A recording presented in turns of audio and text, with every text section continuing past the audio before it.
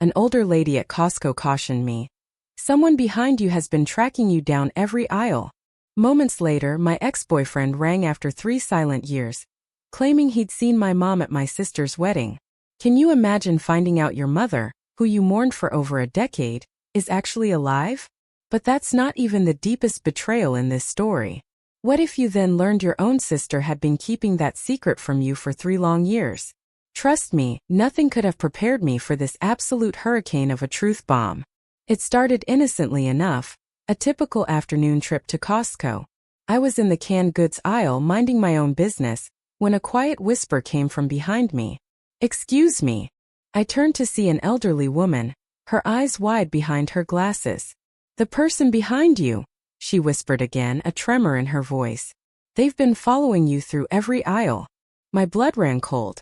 I casually glanced back, trying to act normal. Sure enough, 3 people behind me, a tall guy with dark hair, looking down at his phone. Blue jacket, just like she said. I asked if she was sure, and she nodded vigorously. From electronics to household, then to books. Always the same distance. A knot tightened in my stomach. I thanked her, my voice a little too shaky, and tried to scan for store security without looking obvious. At the cashier, I paid in a blur, my eyes darting to Blue Jacket. He stayed in line, not looking at me anymore. Maybe she was confused? Still, I practically sprinted to my car, tossing groceries in faster than usual. On the drive home, I couldn't stop checking my rearview mirror. Nothing. No Blue Jacket. Just my imagination, I told myself, trying to calm my racing heart. I pulled into my apartment complex, still a little on edge. I only grabbed the essentials: milk, eggs, bread, leaving the rest for later. As I unlocked my door, my phone rang. Nathaniel. My ex-boyfriend from college. 3 years of silence broken. My stomach flipped again. What did he want? I answered hesitantly. He needed to talk, he said. Could we meet? After a long pause, I agreed. Wednesday. The park by the library. Wednesday came, heavy with anticipation. I got to the park 15 minutes early, choosing a spot near the fountain, needing the distant sound of water to calm my nerves. Nathaniel appeared exactly at 2, sunglasses on despite the cloudy sky. He hugged me awkwardly, thanked me for meeting. He admitted he'd been trying to figure out how to approach me. You could have texted first, I pointed out, my voice drier than I intended. He confessed he wasn't sure I'd respond. He took off his sunglasses, and that's when things got weird. He told me he'd seen something at my sister Anne's wedding last month. My sister's wedding? I asked, confused. How were you there? You weren't invited. He explained his cousin Eugene is friends with Troy, Anne's husband, and Nathaniel was Eugene's +1. Why didn't you say hello? I asked, my frustration growing. He hesitated, then dropped the bomb. Because I saw Sheila, your mother. I shook my head, a laugh escaping my lips, hollow and disbelieving. That's impossible, I told him, my voice flat. My mother wasn't at the wedding. She died when I was 12. Nathaniel, however, insisted. He knew what my mom looked like from photos. The woman at table 8? That was definitely her, he said, his gaze unwavering. This is crazy. I stood up, my chair scraping against the concrete. My mother was dead. I went to her funeral. He asked if I saw her body. It was a closed casket. I snapped, my voice rising. She died in a car accident. As I grabbed my purse and started to storm off, he called after me, his voice urgent. She looked right at me. She recognized me from when we dated. The drive to Anne's place was a blur. My hands were white-knuckled on the steering wheel. My mind a chaotic mess of disbelief and a terrifying dawning suspicion. She opened the door in pajamas, despite it being afternoon. We need to talk about Mom, I blurted out, and went pale. What about her? When I mentioned Nathaniel, about him seeing her at the wedding, and poured herself a glass of water, her hands trembling slightly. He must be mistaken, she said, her voice barely a whisper. That's what I told him too, I said, my eyes fixed on her. But he seemed so sure. And sat at the kitchen table, took a deep breath and started to speak. She didn't die. In that accident. Dad made it up. They were getting divorced and she left us. My heart stopped. Dad couldn't handle the truth. So he told us she died. I couldn't breathe. There was a funeral. I gasped and explained it was an empty casket. Dad had paid the funeral director to go along with it. I walked out without another word. My sister looked at me, her eyes filled with pain, and she told me it was all a lie. I drove aimlessly, the world outside my window blurring. Eventually, I found myself at Dad's house. He opened the door, took one look at my face, and he knew, and had told me. How could you lie about something like that? I demanded. He invited me in. Your mother abandoned us for another man, he said, his voice hard. I thought it would be easier for you girls to think she died a hero than to know she chose to leave. I started to ask about all these years, about everything.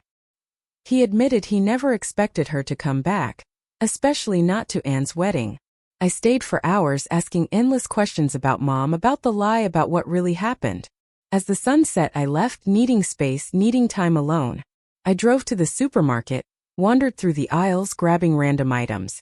Then, as I turned into the dairy section, I froze. There she was. A woman with familiar eyes, studying the yogurt selection. Older, different hair, but unmistakably my mother. I'd posted about finding out my supposedly dead mother was alive. And holy hell, the comments blew up. Get a lawyer, someone said. Check if you're even legally your dad's daughter. What? Like 50 people told me to run. She saw me at the exact same moment. Her hand froze on a container of Greek yogurt. For about 10 seconds we just stared at each other, like two deer caught in headlights, both hearing a gunshot. Then she put the yogurt back, adjusted her purse strap, and started walking toward the exit. I followed.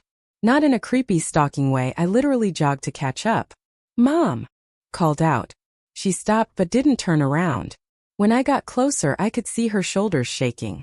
She finally turned and I got a good look at her face. The same green eyes I see in the mirror every morning. The same slightly crooked nose, but older, obviously, with lines around her mouth I didn't remember from the photos Dad had hidden in the attic. How are you doing? She asked, her voice soft. I actually laughed. A weird, hysterical laugh that made other shoppers look at us. I'm doing great, I choked out, tears stinging my eyes. Thanks for asking. Just found out my dead mother has been alive this whole time. So yeah, peachy. She flinched. Then she suggested we go somewhere to talk. I thought about saying no, about walking away and letting her feel what it's like to be abandoned. But I needed answers more than I needed petty revenge. We ended up at a 24-hour diner. The kind of place with sticky menus and a waitress who calls everyone honey. We sat in a booth near the back. She ordered coffee. I ordered a Coke.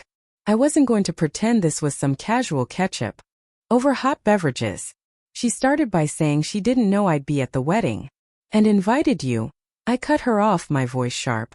She nodded, explaining Troy's mother had sent the invitation to her current address months ago. She debated for weeks before deciding to go. Current address? I repeated, my anger flaring. Like she'd been living somewhere all along? Somewhere close enough to get mail about my sister's wedding? I asked where. Harrisburg, she said. Harrisburg. An hour and a half away. For 13 years, she'd been an hour and a half away. She told me she understood I was angry. No, I said, my voice tight. I don't think you do understand. I told her I cried myself to sleep for 2 years thinking she was dead. I told her I kept her photo under my pillow until I was 15. I told her Dad had to get me therapy because I was having nightmares about car accidents. She started crying then. Real tears. Not the pretty kind. The waitress brought our drinks and backed away quickly, like she sensed the emotional warfare happening. My mother said she never meant for any of this to happen. It was supposed to be temporary. She'd left Dad because he was controlling, because she felt suffocated, because she needed space to figure out who she was. She said she was going to come back for us. For me and Anne. When? I asked, my voice barely a whisper. She went quiet. Then she admitted. Maybe 6 months after she left, Dad told her if she ever tried to contact us, he'd make sure we never wanted to see her again. He'd tell us she abandoned us for drugs, for another man, for money. He said he'd turn us against her completely. So she just gave up. That's it. I asked. You just accepted it and moved on with your life? She insisted she didn't move on. She revealed she kept track of us through mutual friends. She knew when I graduated high school, when and got into nursing school, when I got my job. She showed me her phone. Photos.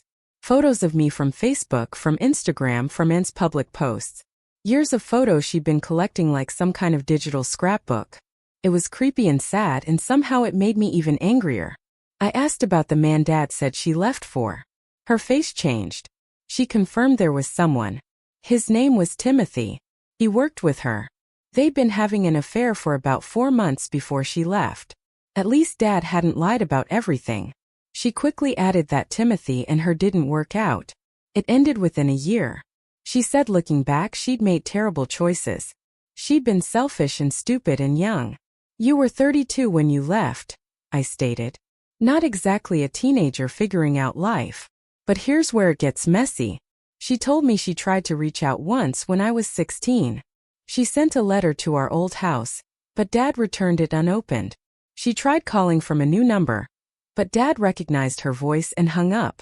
She even drove by my high school one day, but saw me laughing with friends and decided I looked happy enough without her. You don't get to make that call. I snapped. You don't get to decide from a car window whether I needed my mother or not. She agreed. She said she was a coward, and that watching and get married, seeing how beautiful and grown she was, seeing me in the family photos on Troy's mother's Facebook, it broke something in her. She realized she'd lost 13 years she could never get back. I asked if she had other kids. No. Married? No. What the hell have you been doing for 13 years? I asked, my voice raw. She said working as a secretary, living alone in a one-bedroom apartment, and regretting every single day of her pathetic life. The bitterness in her voice when she said pathetic made me think maybe she wasn't lying about the regret part. We sat there for probably 2 hours. She told me about her life in Harrisburg, about her cat named Button, about how she volunteers at a food bank on Saturdays. Like these mundane details would somehow make up for everything. Then I asked, "Didn't know you were alive before the wedding?" My mother hesitated. Then she admitted and had reached out to her 3 years ago. 3 years. And had been in contact with her for 3 years and never told me. I stood up so fast I knocked my Coke over. The waitress rushed over with napkins. I left cash on the table and walked out. My mother called after me, but I kept walking. I drove straight to Anne's apartment. It was almost 10 p.m., but I didn't care. I banged on her door until she opened it. She took one look at my face and knew. She tried to explain. She said Mom had found her on Facebook, that she'd been scared and confused, that she didn't know how to tell me. She claimed she'd wanted to protect me from getting hurt again. How are secret conversations with our supposedly dead mother for 3 years protecting me? I yelled, my voice cracking, and started crying. She said Mom had begged her not to say anything until she was ready. Ready for what? I shot back. Ready to swoop back into our lives when it was convenient for her? And revealed Mom had been asking about me constantly. What I was doing, if I was dating anyone, if I was happy. And said she'd been giving her updates because it felt cruel not to. What felt cruel, I told Anne, was lying to my face for 3 years. Every time we had dinner, every holiday, every sister hangout where I'd mention Mom and get sad. And had known the truth and said nothing. And grabbed my arm, saying I didn't understand the position she was in. She explained Mom was fragile, that she'd been in therapy, that she'd tried to end her life twice after leaving us. Twice. And had been terrified that if she told me, I'd reject Mom and Mom would try again. So, I was supposed to fake a happy reunion to prevent our mother from harming herself? That's emotional blackmail, and I hissed, and insisted that wasn't what she meant, but I was done listening. I told her I needed space and left. When I got home, there was a text from Nathaniel, asking if I was okay. He'd heard from Eugene. I'd been asking around about the wedding. Word travels fast, apparently. I called him. I needed to talk to someone who wasn't lying to me. He answered on the first ring. I asked him to tell me exactly what he saw at the wedding. He described how he'd been sitting with Eugene at table 12 when he noticed a woman at table 8 who looked familiar. He thought maybe she was someone from college, but then he remembered the photos I used to keep in my dorm room. The one of my mom holding me as a baby. The way she smiled in photos, kind of shy, kind of sad. This woman had that same smile. He said he mentioned it to Eugene, who told him, "That's Sheila." Troy's mom invited her because apparently Troy's mom and your mom were friends back in the day. Eugene hadn't realized the connection to me until Nathaniel explained. I asked why he waited 3 years to tell me. He said he didn't wait 3 years. He said he tried to bring it up casually the week after the wedding, but I'd been weird and distant with him at the time. Then we broke up 2 months later, and he figured it wasn't his place anymore. Fair enough, I guess. Then he asked if I'd talked to her. Yeah, I told him I had. He asked how it went. Honestly, I said, I have no idea. Part of me wants to tell her to stay in Harrisburg and leave me alone. Part of me has about 1,000,000 more questions. He said that made sense and that he was around if I needed to talk. It was nice. Uncomplicated. No hidden agendas. The next morning I woke up to 17 missed calls from Ann and a voicemail from Dad asking me to call him back urgently. Called Dad first. He asked if I'd seen her. I confirmed I had. There was a long silence. Then Dad said something I wasn't expecting. He told me Sheila had called him last night. After 13 years of silence, she called him and said she wanted to be part of our lives again. She wanted to make amends. She wanted a relationship with her daughters. And Dad? He told her no. He said he'd let her see and if and wanted that, but she needed to stay away from me. He told her I was doing fine without her, and she'd caused enough damage. Who the hell gave you the right to make that choice for me? I asked, my voice rising. He went quiet.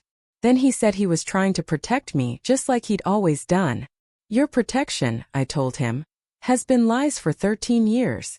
And I hung up. Now everyone was trying to control this situation. Dad wanted to keep her away and wanted to facilitate some happy reunion. Mom wanted forgiveness and a do-over. But here's what nobody was asking. What did I want? I was getting there though. I was figuring it out. Because there was something else. Something I hadn't told anyone yet. When I was leaving the diner, I saw someone in the parking lot. Blue jacket guy. From Costco. Standing by a silver car, watching the diner entrance. And when I drove past him I got a clear look at his face. He looked exactly like my mother. Okay, so the comments on my last post were wild. Half of you thought Blue Jacket Guy was a private investigator. The other half thought I was losing my mind. I called my mother the morning after I saw him and told her we needed to talk immediately. She asked if she could bring someone. Fine, I said. Whatever. An hour later, she showed up at my apartment with Sydney. He was tall for his age and looked so nervous I thought he might actually pass out on my doorstep. Sorry for being a creep, was the first thing he said. He explained he'd been trying to work up the courage to introduce himself for weeks, but kept chickening out. That day at Costco he'd finally decided to do it. But then that elderly woman had called him out, and he'd panicked. I asked my mother to explain and she told me everything. She'd had Sydney 2 years after leaving us. His father, Ronald, had left when Sydney was a baby. She'd raised him alone in Harrisburg, which is only 90 minutes away. 90 minutes for 13 years. But here's the thing. As she was explaining, I watched Sydney's face. He looked as lost as I felt. This wasn't some evil plan. These were just broken people who'd made mistakes and were trying to figure out how to fix them. I asked Sydney what he wanted from this. Honestly, he said, I just wanted to know my sisters. He'd grown up hearing about us, seeing old photos, knowing we existed but never being able to meet us. He said it had felt like having ghost siblings. Something about the way he said it got to me because I'd had a ghost mother and it had sucked. Sydney had ghost sisters. We'd all been haunted by people who were actually alive. I called and told her to get to my apartment now. She showed up 20 minutes later, and when she saw Sydney, her eyes went huge. I introduced them, and just stared for a minute before saying, Holy, we have a brother. Sydney laughed nervously. Yeah, surprise. And asked him a million questions. Where did he go to school? What grade was he in? Did he play sports? What was his favorite subject? She was in full nurse mode, trying to assess and organize and make sense of everything. We ordered lunch from this Chinese place nearby and sat around my coffee table, eating lo mein and asking Sydney about his life. He told us he was in 10th grade, that he liked video games and basketball, that he'd always wanted siblings growing up. My mother sat quietly the whole time, barely eating, just watching the three of us talk. At one point I caught her crying, and she quickly wiped her eyes and apologized, and asked her why she came to the wedding if she knew she might be seen. Our mother said she'd been invited by Troy's mother, who'd been her friend years ago. She debated for months before deciding to go.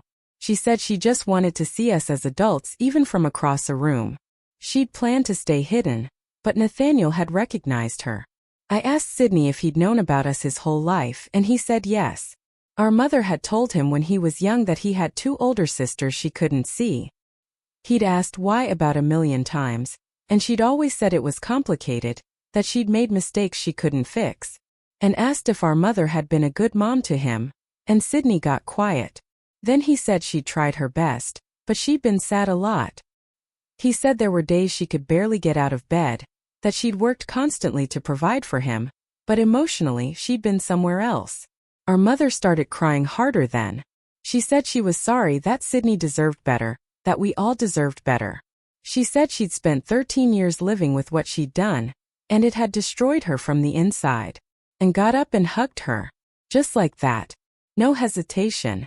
She said, "We can't change the past, but maybe we can figure out the future." I wasn't quite there yet, but watching and hug our mother while Sydney sat there looking like he might cry too, I felt something shift. These were my people. Broken and messy, but mine. Over the next few weeks, Sydney became a regular part of our lives. Our mother would drive him down from Harrisburg on weekends, and we'd hang out. We went to a Phillies game. We tried this new escape room place. We just did normal sibling stuff and it felt weirdly right. Our mother joined us sometimes. First it was awkward. None of us knew how to act around her. But slowly we started learning who she actually was, not just who we'd imagined or remembered. She told us about her job as a secretary, about her apartment with her cat, Button, about how she volunteered at a food bank on Saturdays because helping people made her feel slightly less guilty about her own life, and asked her about leaving Dad. And our mother finally told us the full story. She said Dad had been controlling in ways that made her feel suffocated. He'd wanted to know where she was every minute, who she talked to, what she spent money on. She'd felt like she couldn't breathe. That didn't make leaving okay, but it made it make more sense.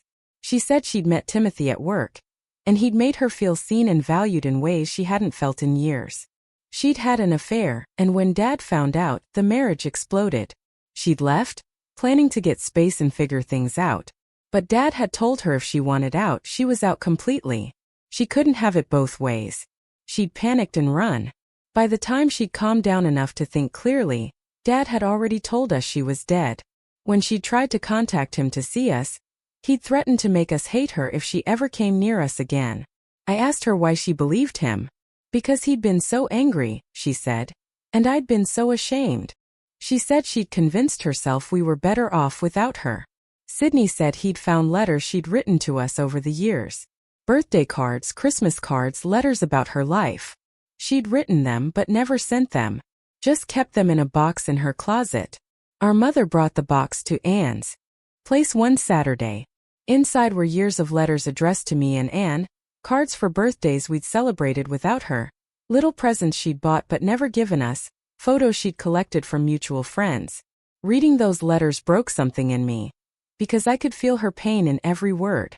She hadn't forgotten us. She hadn't moved on. She'd been trapped in her own guilt and grief for 13 years. One letter, from my 16th birthday, said she'd driven by my high school that day and seen me laughing with friends. She wrote that I looked happy and beautiful, and that maybe she'd made the right choice staying away. I cried reading that. Because I hadn't been happy. I'd been pretending, performing, trying to be okay for Dad and Anne, while inside I was still that 12-year-old girl who'd lost her mother. And I decided we needed to talk to Dad. Not to ambush him, but to help him understand what we were learning. We invited him to dinner at Anne's place. When he walked in and saw our mother sitting there, he stopped dead. And said we'd asked him here to talk, all of us together like adults. Dad sat down stiffly. I told him we'd been spending time with Mom and Sydney, and that we were starting to understand her side of what happened. I said we weren't excusing her leaving, but we were trying to understand it. Dad said there was nothing to understand. She abandoned her family.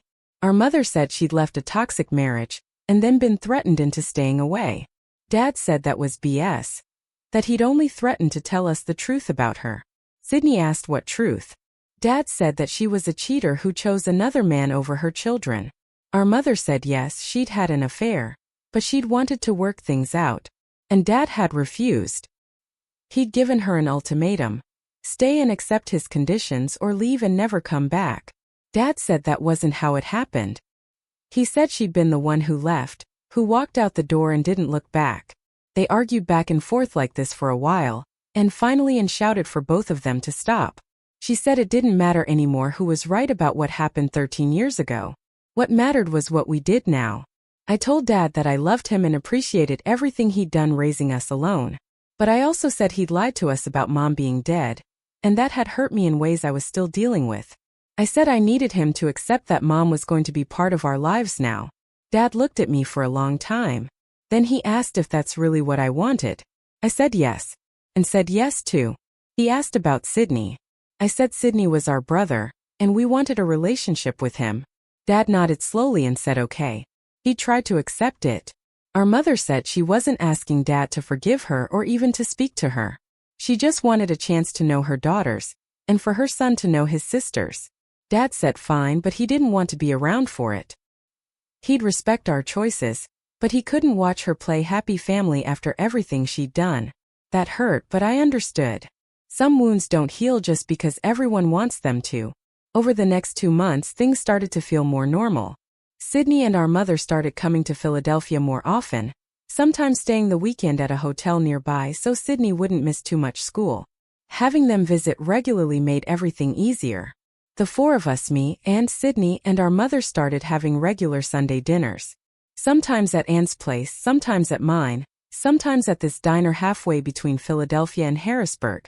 That became our regular spot. Our mother told us stories about her childhood, her parents who'd both passed away years ago, what she'd been like before she'd become the sad woman we'd known. Sydney told us about growing up in Harrisburg, about his friends at school, about learning to cook because our mother worked late shifts, and told stories about raising me after Mom left, how she tried to be like a second mother even though she was only 15. I told them about the nightmares I'd had for years. How I'd been afraid to love anyone because what if they disappeared too? One Sunday, our mother brought a photo album she'd kept hidden for years. Pictures of me and Ann as babies, as toddlers, family photos from before everything fell apart. Sydney had never seen them, and he stared at the photos like he was trying to memorize them. There was one photo of all of us. Mom, Dad, and me at the beach. And was maybe 4 and I was 2. We were building a sandcastle and everyone was smiling. Our mother said that was the last good day she remembered before things started getting bad with Dad, and asked if she missed him. Our mother said sometimes. Not the angry version of him, but the man she'd married.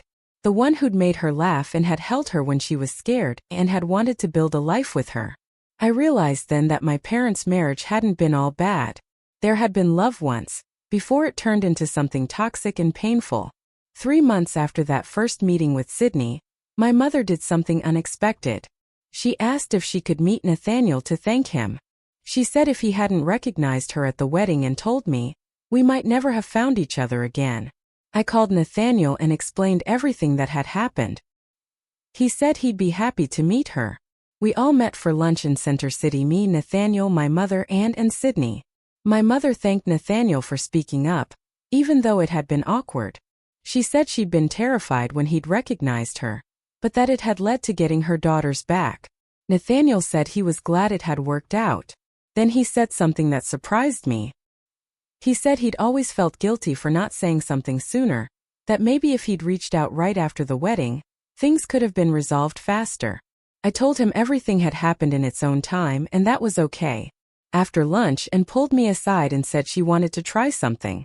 She wanted to invite Mom and Dad to the same place and see if they could have a civil conversation. I said that was a terrible idea, but Ann insisted. She said we couldn't move forward with our family split down the middle. So we planned a family barbecue at this park near Ann's place. We invited everyone. Dad, Mom, Sydney, Troy, even Nathaniel since he'd been part of the story. We figured in a public place with other people around, Dad and Mom would have to be civil. The day of the barbecue, I was so nervous I almost canceled. But Sydney sent me a text saying, "We can do this. It's time to try." Dad showed up first, then Mom arrived with Sydney. They stared at each other across the picnic area for a minute before Dad walked over. He didn't hug her or anything, but he said hello and asked how she was doing. She said she was okay and asked about him. He said he was fine, that retirement was treating him well. It was awkward and stiff, but it was something. We grilled burgers and hot dogs. We played frisbee. Sydney challenged Dad to a game of horseshoes, and Dad actually smiled. At one point, I saw Dad and Mom standing near the grill talking quietly. Not yelling. Just talking. When I walked over, Dad was telling her about his new hobby, woodworking. Mom was saying she'd always wanted to learn that. Dad said maybe Sydney would be interested in learning sometime, that it was good for kids to know how to build things with their hands. Wasn't forgiveness, but it was a start. As the sun started setting, we all sat around the picnic table eating watermelon, and said we should do this regularly. That Sunday dinners were great, but we needed bigger family gatherings too. Everyone agreed. Even Dad nodded. Our mother said she wanted to say something. She said she knew she'd hurt everyone at that table in different ways. She said she was sorry for leaving, for staying away, for all the years we'd lost. She said she couldn't change the past, but she wanted to be part of our futures if we'd let her. Dad didn't say he forgave her, but he said we'd all made mistakes and that life was too short to stay angry forever. He said for the sake of his daughters and for Sydney, who was just a kid caught up in all this mess, he was willing to try to move forward. Mom started crying again, but this time they were happy tears. Last week was my birthday, and for the first time in 13 years, my mother was there to celebrate it. She brought me a cake she'd baked herself. Chocolate with raspberry filling, which was my favorite as a kid.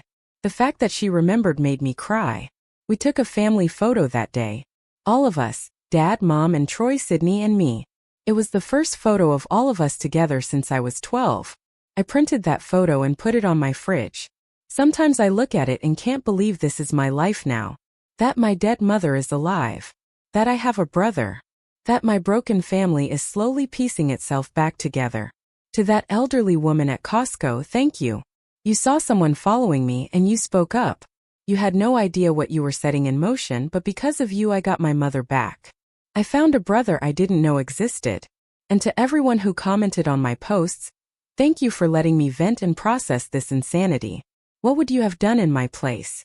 Have you ever faced a family secret so huge it turned your world upside down? Let me know in the comments below. I really want to hear what you think.